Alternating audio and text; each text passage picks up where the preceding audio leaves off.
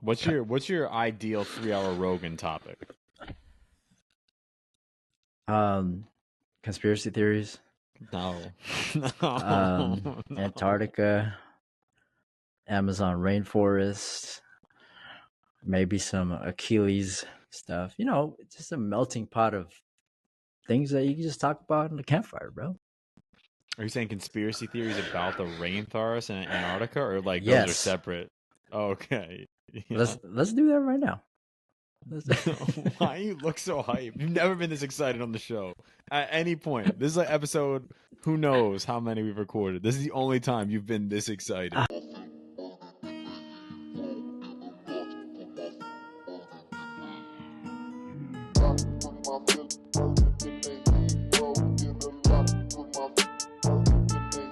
Let me reel this in because we started out of control. You want to do? I said we're gonna do a short show. We're on track for a 3-hour show. But today, so we talked about my CrossFit past, my CrossFit origins, if you will, my origin story as a coach. And figure we do something similar for you. Get you chopping it up about yourself a little bit. Interview you. Put you on the stand. Do my best. I'll do my best. Talking about the Achilles rehab process. You've been posting a ton. Shout out. Everyone following on Instagram. You've been training. I've been training. You got the mace flowing. You got little baby jumps going. Getting shots up. I saw you shoot your broken jumper.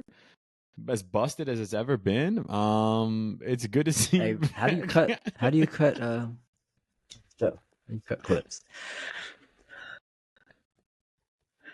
You're right. It is broken. Oh no, I can't talk shit. You beat me in barrel.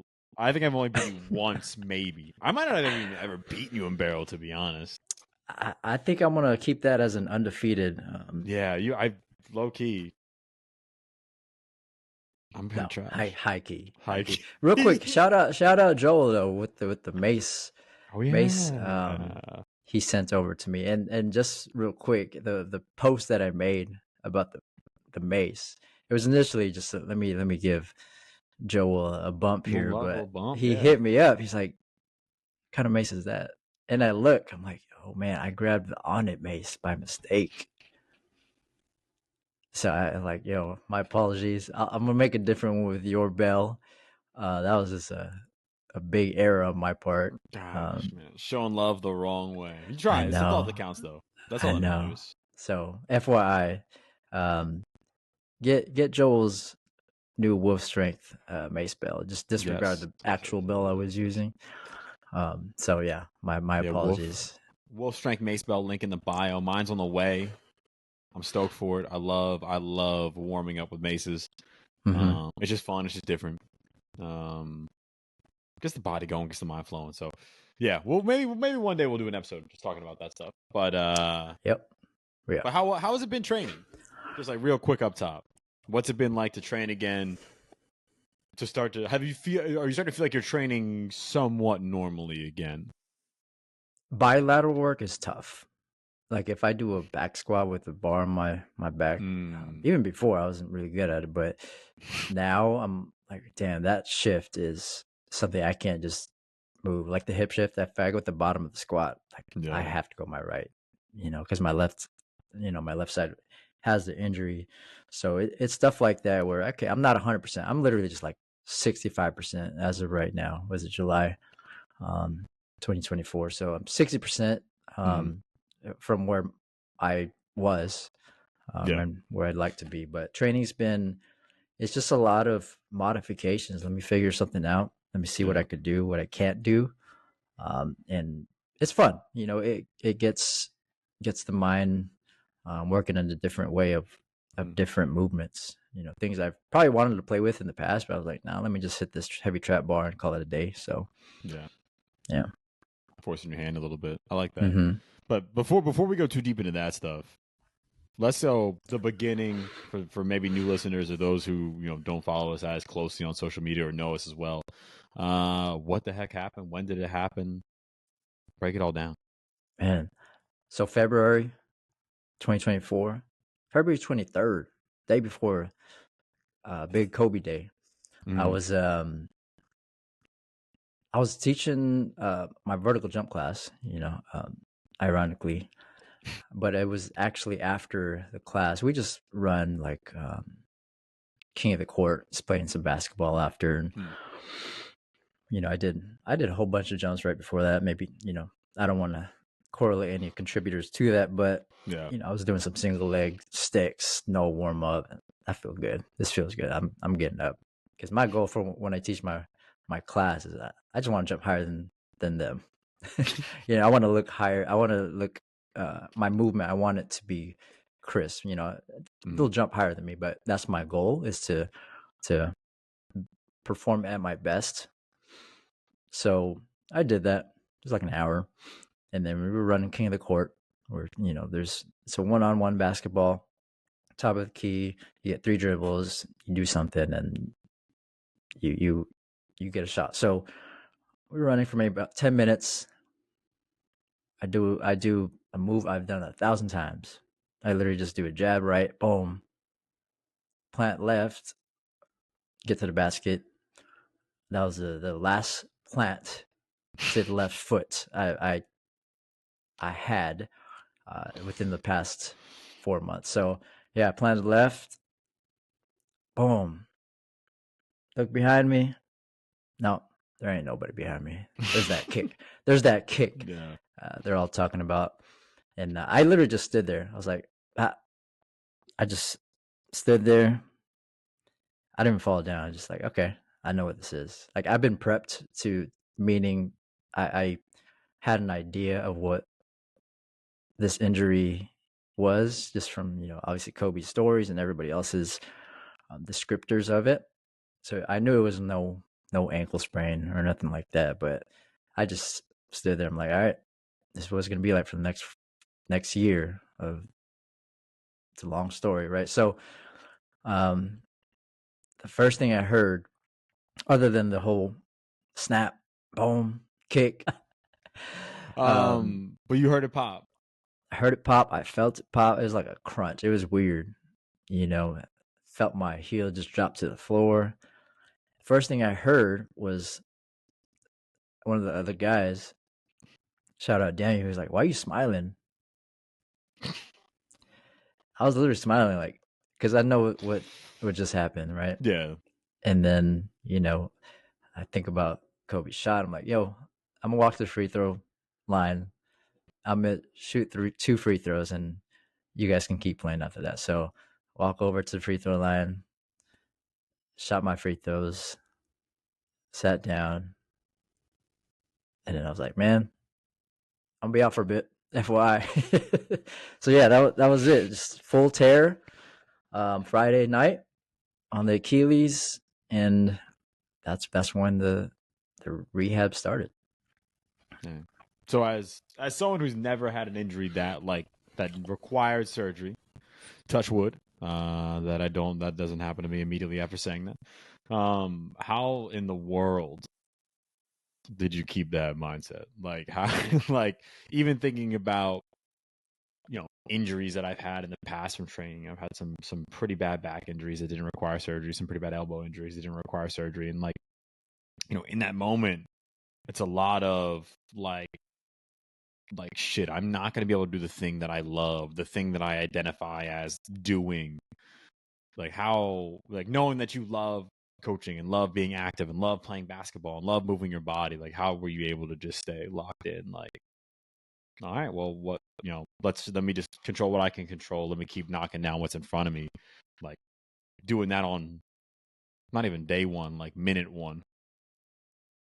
I don't know. To be honest, I think it's just I've done this, or I've had that mindset for literally everything else over the past few years, where it was just, if it's an inconvenience, minor or major, I reverted back. It's like training, right? You just kind of have to continue to do it. It's not like I wasn't like, damn, I can't play basketball anymore. Damn, I can't coach. Like, I certainly had those thoughts and feelings, but I still had to revert back. I'm like, what am I have to do anyway?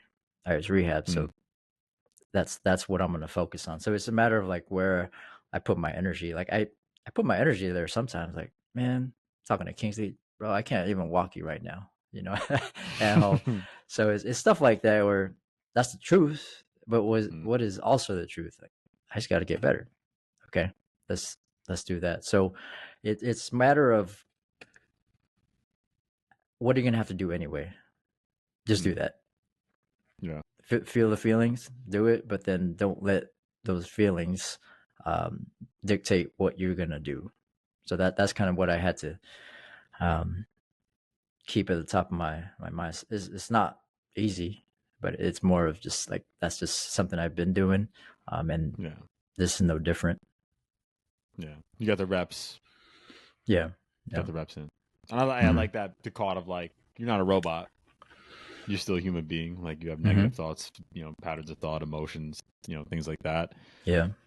So, that's normal. Like this is not a positive thing. On the net, not a net positive thing, but there's definitely positives you could take from it. There's definitely, you definitely can maintain a positive state of mind as you go through it. And that's, I mean, for me on the outside looking in, like, again, from the very beginning, it's been super inspiring to see and like motivational for me to try to cultivate some form of a similar mindset around other things going on, whether it's work, whether it's personal life related, whether it's injury related, right? Just being able to be like, you know what, whatever happened. It sucks. It is what it is. To a certain degree, I can't change that stuff, but what can I do? Like, what's the next thing I can do that could positively, move forward or move myself forward? Let me put my energy there, right? And try to take, as much energy as I can away from the negative thoughts, away from those feelings. Yeah, for sure. And it wasn't just me too. It's people like you and others where they're like, man, if there's anybody else that can, give some lessons from this, or anybody else that can come back stronger, it's you. I'm like, shoot, that helps me, with my confidence. Because I certainly didn't feel that initially, but the more I heard that, the more I felt that, it helped me just reaffirm, like, okay, I can do this, right? So shout out to everybody who gave me that support, and people like yourself to just keep the gas up. So it helps in those moments where it's man, maybe this is it for me. You have those thoughts, and it happens. People just like call it, and I'm like, nah, what am I going to call it for? Yeah. For what? I truly thought you were going to say, like, there's no better person to tear their Achilles than me. I'd rather be you, bro. Good. No, it's honestly, I was excited for it. Weirdly, to say that a little bit, in the sense of like excited to the point where there's gonna be some good lessons here where I can help give to people. Yeah. One of my favorite quotes recently is like, you don't have to have the scars to get the lessons. So like, if I can give anything from this, you don't have to tear your Achilles to get the learnings from it. But I don't care that much about it to where it doesn't affect me that much. So let me just do it, and hopefully you can just learn something from that too. So, shoot, I mean, that's the point of a big point of the show. Right, being able to take lessons from our mistakes and interviews of other people's mistakes and things that they've learned in the trenches and apply them to your coaching, so you don't have to go through those, gain those battle scars like you're talking about. But we can just stay on that lessons learned. Let's start personally. Like, anything jump out as far as the things you've learned in the past few months that you're going to try to take and keep in mind as you move forward, basically forever now. I think the topic of pain is interesting, like the perception of it, because like that injury sucks.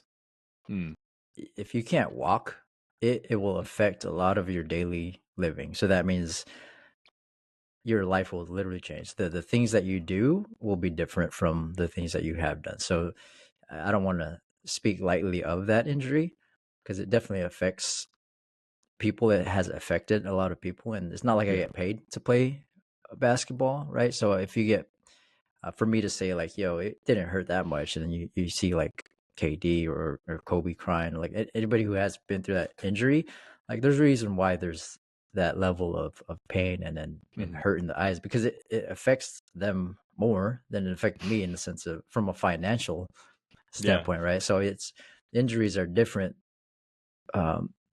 based off of like what it affects moving forward, So I think the level of it for me, what I learned was how I communicated it. Like I don't want, because for me it didn't hurt. Like it was just like I walked to the free throw line, I walked to the bench, but I think the hurt increases when you start to think about the people that you're letting down, the people that you can't help no more, and then like I get it, and it does do that. Like even if I cut my finger, and I'm like, if my job is to, you know, I don't know, teach swimming or whatever it is, and you're like, damn, I let that person down. I can't teach swimming lesson or whatever it is.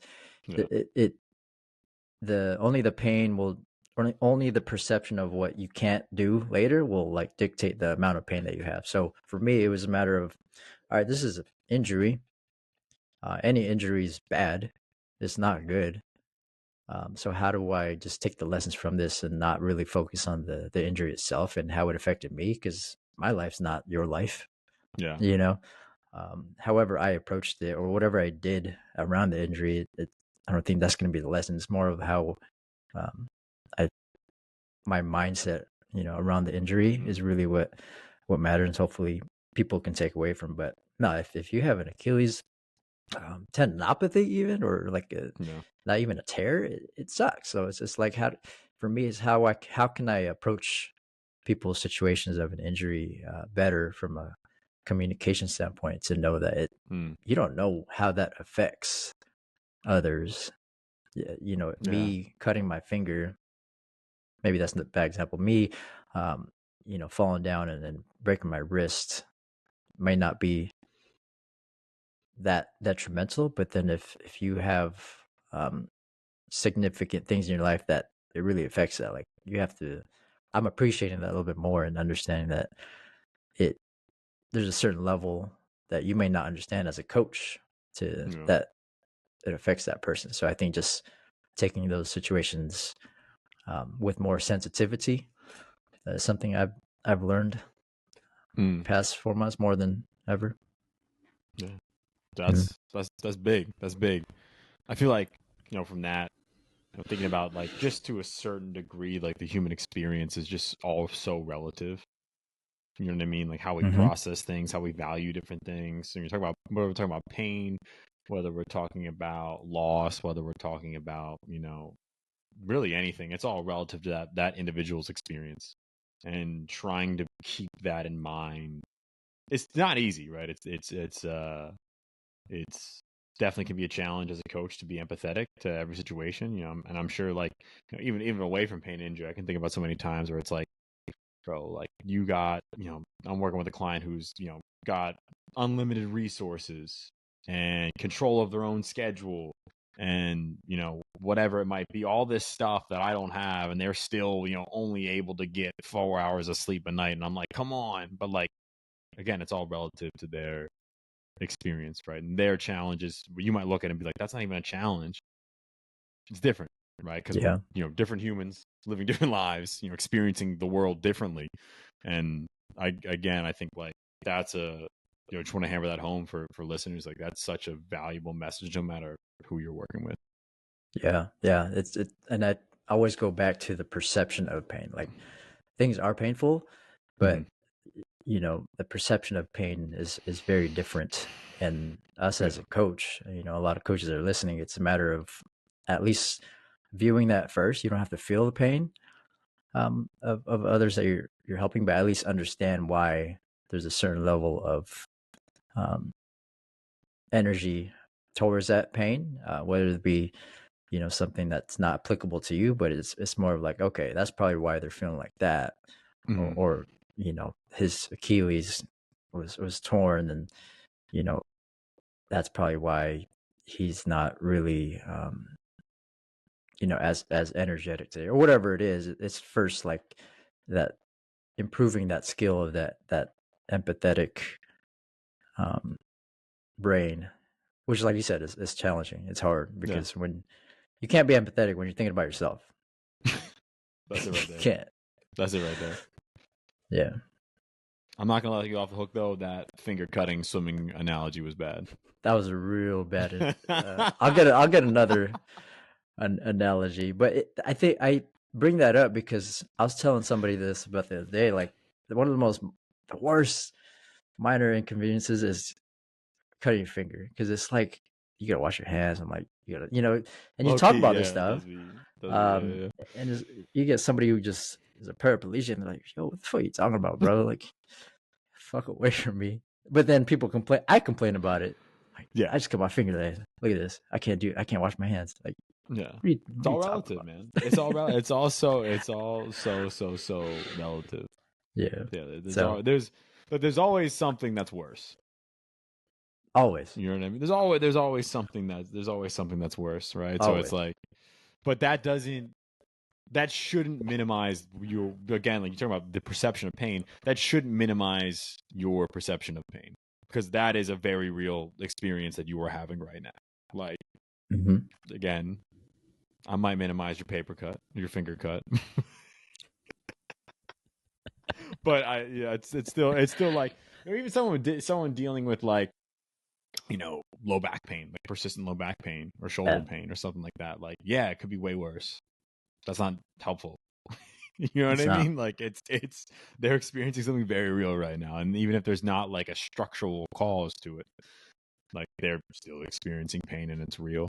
But I don't want to go too on deep that into note that, too. It's not even helpful for us ourselves to think about that. Like for example, when I had this early on, I was trying to find ways to make myself feel better. I'm like, oh, at least I'm not.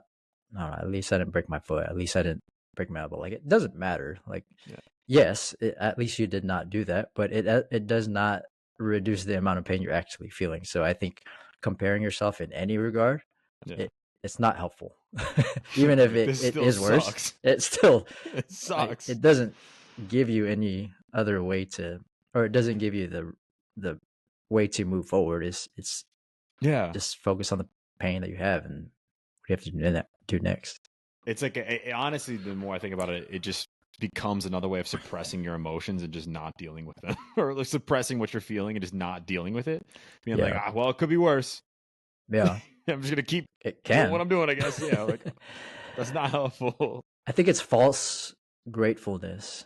I don't think we should be grateful for having something worse, because even at this moment, for not having an injury, you could be like, yo, at least I'm not homeless. I'm like, how does that help me? It doesn't.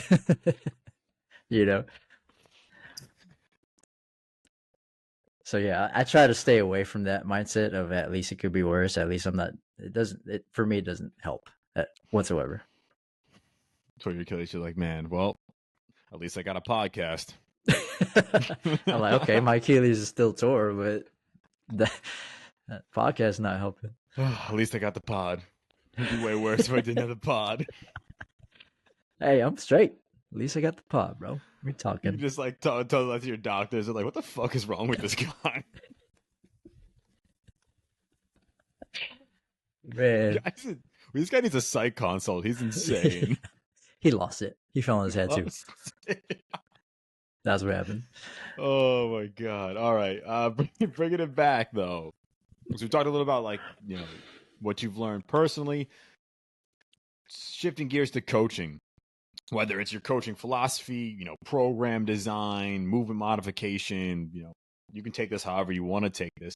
But is there any big learnings from either the injury itself, the rehab process, modifying your own training that you now are starting to take and apply to just coaching in general? I think experience. Like I don't want to deem myself as an Achilles rehab expert, because I'm nowhere near that, but I have experience of going through the rehab process for an Achilles, which can give more context to, or at least understand more context of the injury. So I think it allows me to speak to it better.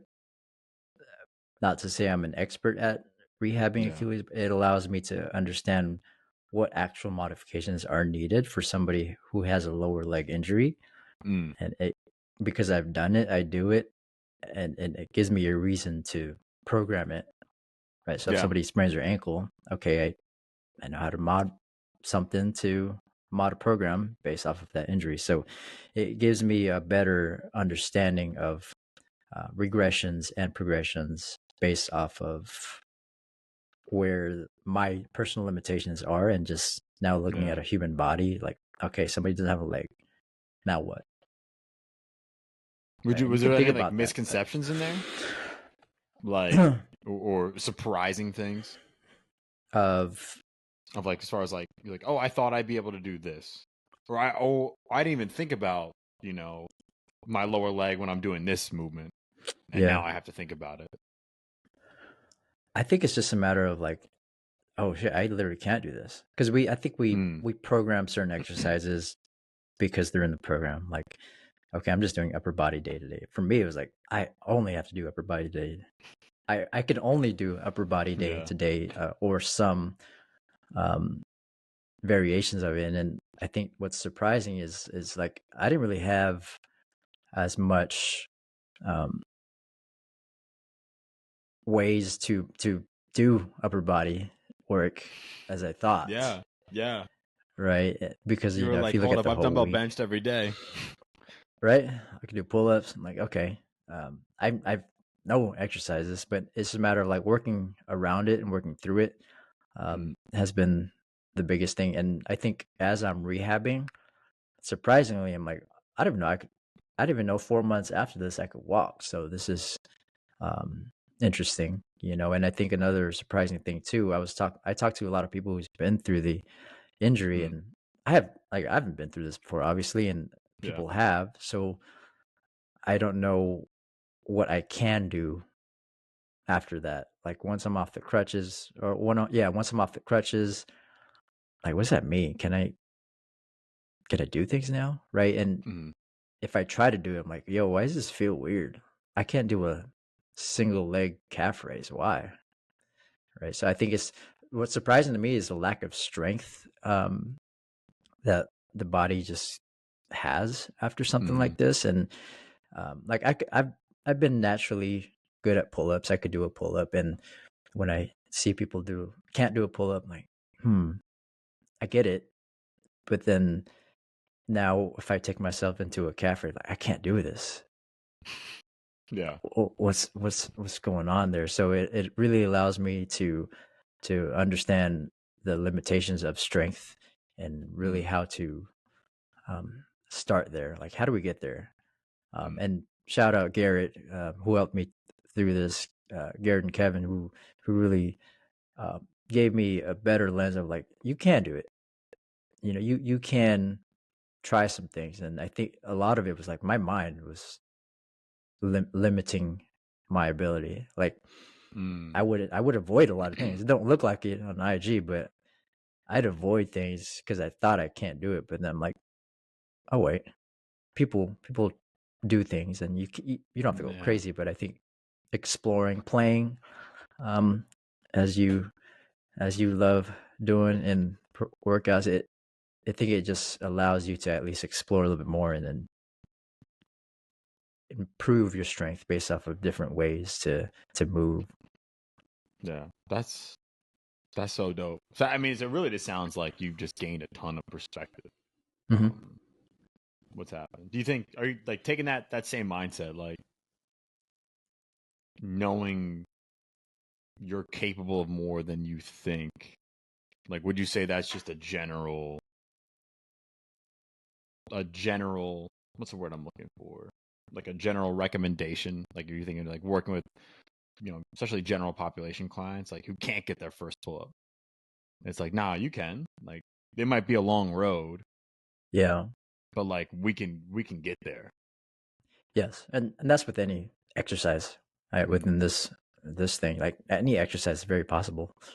It's just a matter of progressing correctly, programming correctly. And when I think about like people's injuries specifically, going back to that, the back of your mind, whether you're thinking about it or not, you don't want it to happen again. So that's probably why we avoid things, and when I'm trying to just run or jog forward now, I'm like, oh, why am I avoiding this? You know, and it's just a matter of like, okay, maybe let me just try a little bit. Let me do some low level pogos. Let me progress. You know, um, slowly progress to do this. And I think it just thinking about ways to get to that point, and getting out of your head, like it's not going to happen again. If it does, it does. But I think if you just progress the way you should, you're going to do it. I think avoiding is definitely going to cause other issues. It actually did a lot. When I was walking on a boot. I don't know if people walked on a boot before, but bro, my back was hurting. My right You glute messed was. up. I was messed up, and it was mainly Messed up. because I was avoiding that side, and I was just loading on this right side, and I wonder why my shoulders, my neck, everything on this whole side of my body is messed up. You can't avoid pressure or even certain exercises just because of that injury. Let's focus on the symmetrical movement, moving forward, and or as symmetrical as we can be to create balance, because you can just cause a different injury somewhere else if you just don't do that, you know. Especially going from 0 to 100, like an Achilles injury does, or an injury of this nature does, where it's like I can't use this side for an extended period of time. And then you talked about the psychological aspects of now I'm going to avoid using that side, even though I kind of can, and even though I can now. And you're just the rapid spike in load on your not affected side, so your right side is just massive. Yeah, for sure. And I don't know if I mentioned this earlier, but a common question people ask me, like, how'd it happen? You know, do you think you didn't warm up enough? Do you you know, all that stuff? I'm like, I don't know, because like I said, I've done this move 1,000 times, and you know, you look at research, anywhere between 30 to 40-year-old males, it happens very commonly, and you know, both trained and untrained. But I did find something that was pretty interesting, where like it was the timing of the brain, neurologically, like, and the firing of the calf muscle to the bone is really like a red thread among that. So, for example, going back to that move that I did, which that's how a lot of Achilles tendons rupture. You get a plant a very quick eccentric load back with one leg, and it pops, right? So you try to think, you're like, did I warm up enough? My calf, did I stretch it? You know, and the research doesn't show like a correlation with any of that, really. But it's a matter of something. There's a timing of your calf muscle to contract to that position back. And when I think about it, like, I didn't hoop as much as I did, so I did a move where the spike was too fast of that load, and my brain was not ready for that quick stretch back. And if I think about like a lot of people who played basketball in the past, and you know, they had kids, and now they're playing basketball again after 20 years. They've done that move a while back, but they haven't done it recently. So now that position of their body was not a position their brain was ready to fire into that muscle to, you know, contract as it would. So there's a lot to it, to where I don't think you can really correlate something to where that tear might happen, but it's a matter of you know, reducing or monitoring the spike in load. So going back, progress, you know, as you should. You can't just do a depth drop from a box from not training ever and think that's not really gonna, you know, have detrimental effects. But it's a matter of, okay, what is the current workload of this body, or what is it ready to absorb or propel, and let's progress and reduce the spike in workload, no matter who it is. So all that to say, just progress, do some plyos and whatnot. So I think that was a big lesson for me.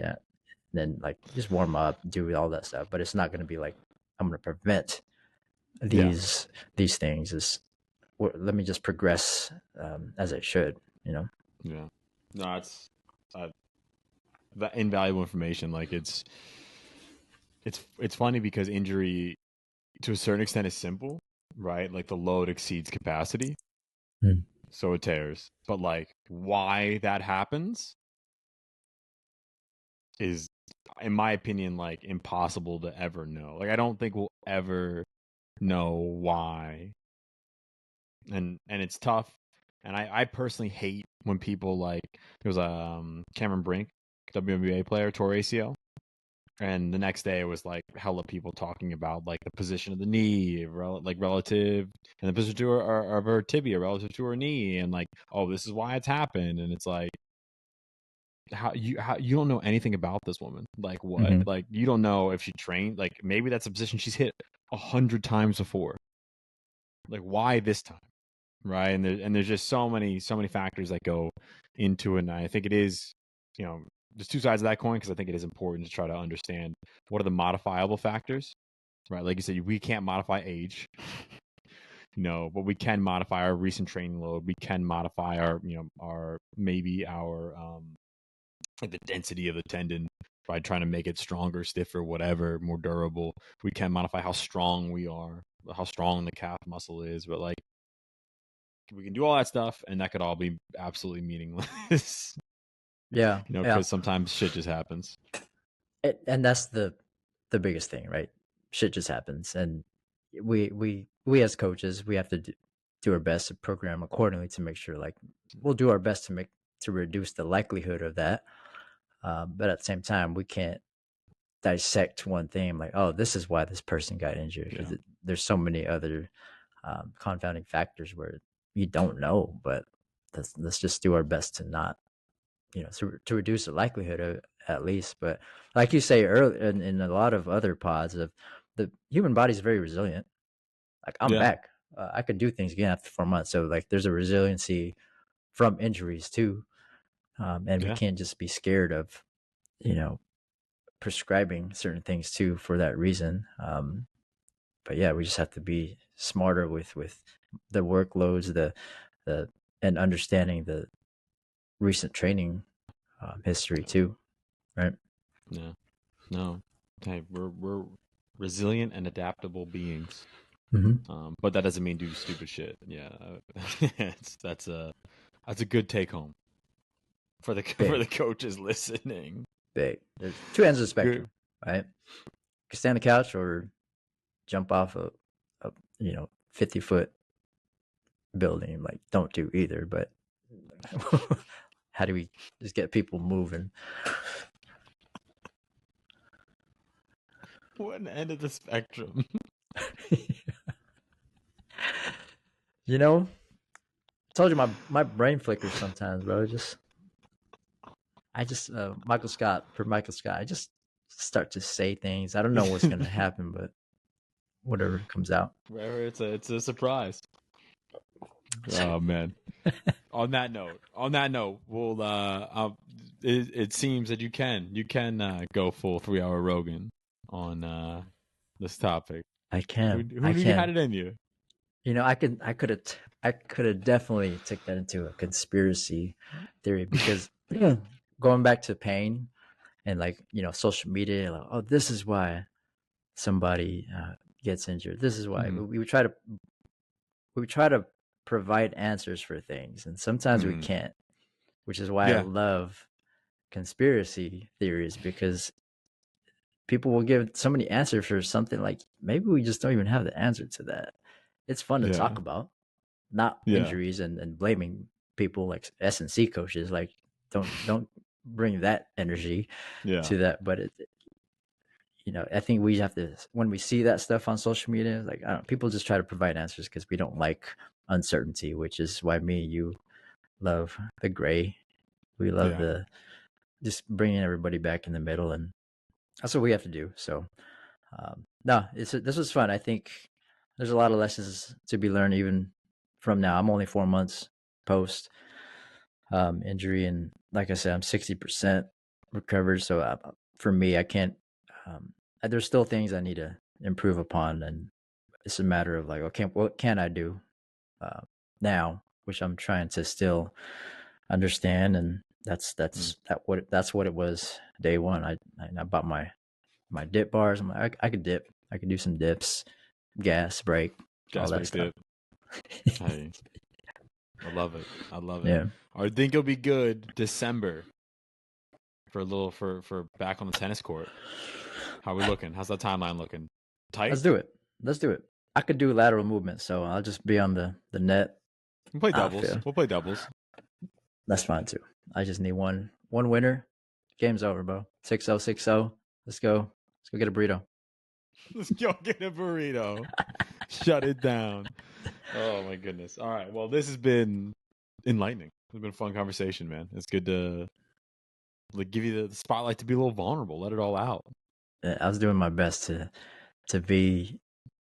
not tear up, man. I don't know. There's been times where I'm like, yeah, this shit sucks. Yeah. Right, but no, it's a lot of learnings for sure, and hopefully people get one or two things away from this, and at least for their own mindset. Not even an injury. It's just what's feel the feelings. What do you have to do after, and do that anyway, right? Yeah. No, I can definitely speak for myself. I got a ton out of it. I know listeners, again, like you said, whether they're dealing with an injury or have dealt with an injury or none of that, right? There's coaching, regular people, athletes who aren't injured. I think there's a ton of value they can get from this, ton of mindset shifts that they can get from this to help them ultimately be a better coach, right? Better connect and communicate with whoever they're working with. For sure. Yeah. If anybody is dealing to something or dealing with any Achilles or any type of injury, and they just need another perspective of things, just hit me on the DM. Be happy to chat. Okay. With that in mind, where can people find that DM? Coach JT.mp3 on IG and on Threads. I've been threading a while, so I'll do a thread later. I feel like every time we record, you're like, all right, I'm going to thread it up. It's like a reminder to thread. You can find me on IG at Nashville. You can find the show on IG and YouTube at Pushin Performance with no G.